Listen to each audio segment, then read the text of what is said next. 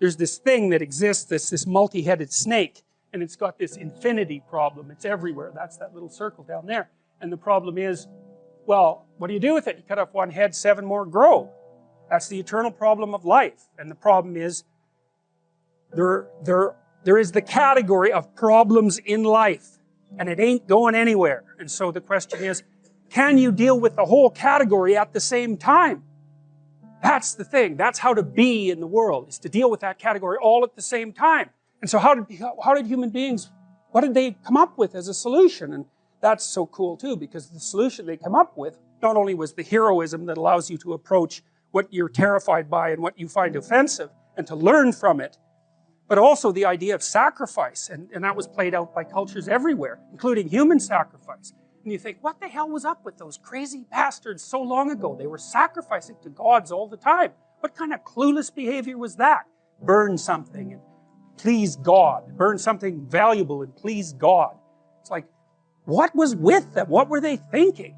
Well, they weren't stupid, those people. If they were stupid, we wouldn't be here. They were not stupid, and believe me, they lived under a lot harsher conditions than we do. So those were some tough people, man.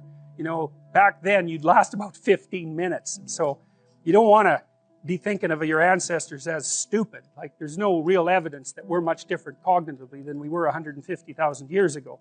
So anyways, sacrifice. What does that mean, sacrifice? Well, it's a discovery, man. It's the discovery of the future.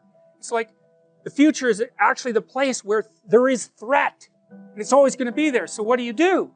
You make sacrifices in the present so that the future is better. Right. Everyone does that. That's what you're doing right now. That's what you're doing here. That's what your parents are doing when they pay money to send you to university. They think, you can bargain with reality. It's amazing. You can bargain with reality. You can forestall gratification now. And it'll pay off at a place and time that doesn't even exist yet. It's like, who would have believed that? It's like, that's a miracle that occurs. And it's not like people just figured that out overnight. You know, we were chimps, for Christ's sake. Like, how are we going to come up with an idea like that? Well, it's like, well, we thought about it for 7 million years. And, you know, we got to the point where we could kind of act it out. But we didn't know what we were doing. But it emerged as like a dream. So the terror of the future is a dream.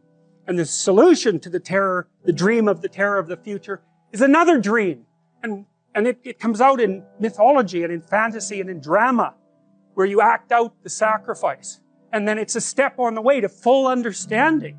So we can say sacrifice now instead of doing it, you know, although we still do it. It's just not concretized like it used to be. We do it abstractly. And we all have faith that it will work, you know, and we also set up our society so that it'll work. And one thing about, you know, I'm not a fan of moral relativism for a variety of reasons, partly because I think it's an extreme form of cowardice. But anyways, apart from that, no. There's minimal ways that you can set up a society that will work. And so one of them is that the society has to be set up so that your sacrifices will pay off, or you won't work, and then the society will die. And so it has to make promises. People have to make promises to one another. And that's what money is. Money is a promise that your sacrifice will pay off in the future. That's what money is.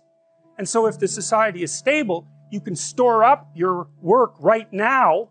You can sacrifice your impulses, and you can work, and you can store up credit for the future. And then you can make the future a better place. But society has to be stable enough to allow for that. Hyperinflation will do you in.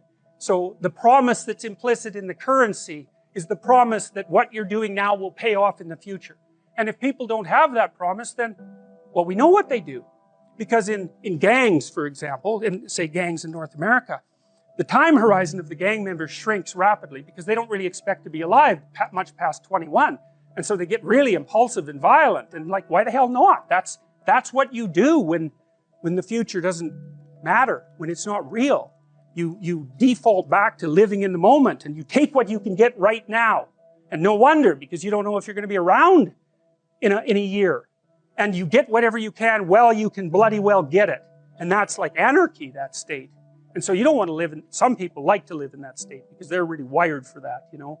And so they're they're much more comfortable in those conditions. They're kind of like warrior types, I would say, in some sense. But, you know, for most people, that's just, well, that stress will just do you in, you know, the stress of a life like that. You have to master a new skill, but you're avoiding it because you know that you'll be bad at it when you first do it. And if you're perfectionistic, you're going to say, well, I can't allow myself to be bad at anything. I can't allow myself to be a fool. And no wonder. But the problem is when you try something new, you're always a fool.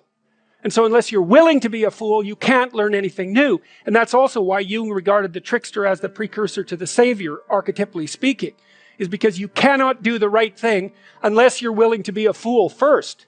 And that's really worth knowing. Lots of times, you guys are going to make a stage transition in your life, and you're going to feel like an imposter. When you get a new job or when you get a promotion or something like that, you're going to feel like an imposter. And you are. Because what do you know when you make that first transition, right? But it's going to make you embarrassed and it's going to make you ashamed and all of those things. But you have to understand that you are a fool when you first try something new. But you're a worse fool if you don't try it.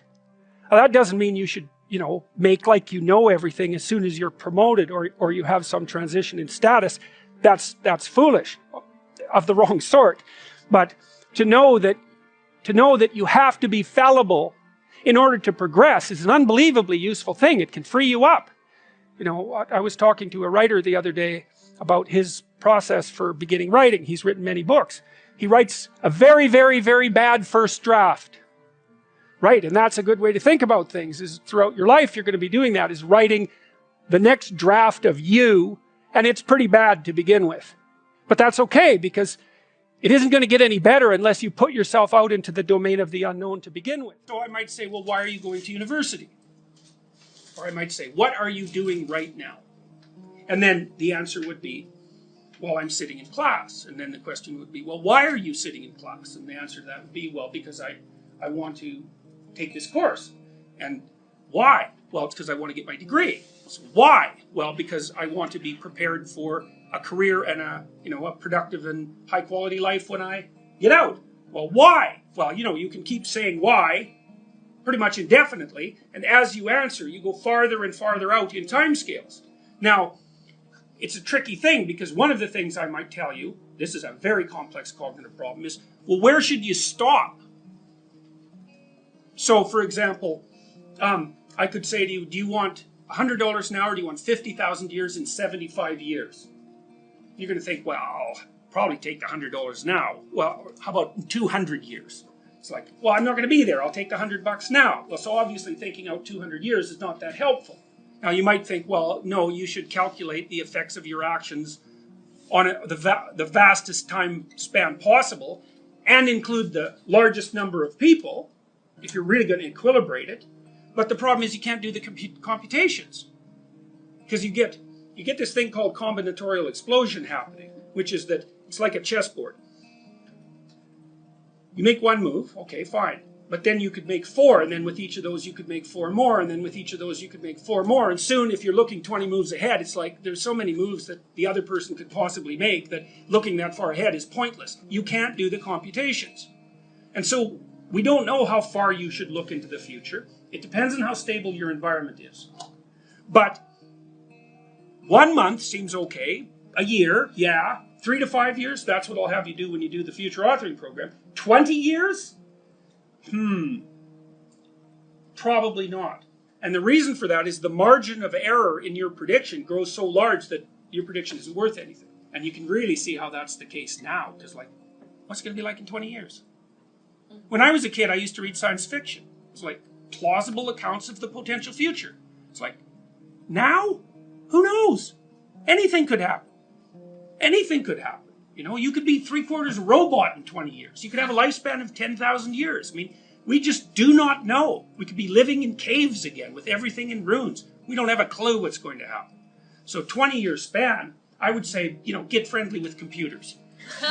So 20-year span's too long. So, okay, anyways, what I'm pointing out is that you have to calculate what you're doing across multiple spans of time, and in that combination, in combination with many, many people. And that makes things very complex, but that's how you're building the structures that you live with.